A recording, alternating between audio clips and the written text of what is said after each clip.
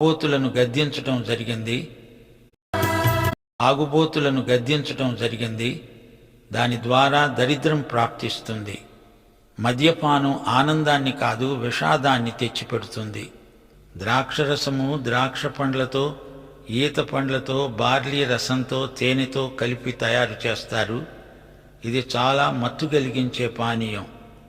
ఇది మాదక పదార్థం. ద్రాక్షరసము వెక్కిరింతల పాలు చేస్తుంది. దాని వశమైన వారందరూ జ్ఞానము లేనివారు. సుఖభోగాసక్తుడై తాగుబోతైన వాడు కటిక దరిద్రం అనుభవిస్తాడు. ఉన్నదంతా తాగుడికే పెట్టి కుటుంబాన్ని పస్తుంచుతాడు. తాను దిక్కుమాలిన వాడైపోతాడు. బుద్ధిహీనుడు ఉన్నదంతా దుబారా చేస్తాడు, అనవసరమైన ఖర్చులు పెడతాడు. ఈ విధంగా అతడు దరిద్రుడైపోతాడు. తన ధనాన్ని సద్వినియోగం చేసి ఆస్తిని ఎలా నిర్వహించుకోవాలో తాగుబోతులను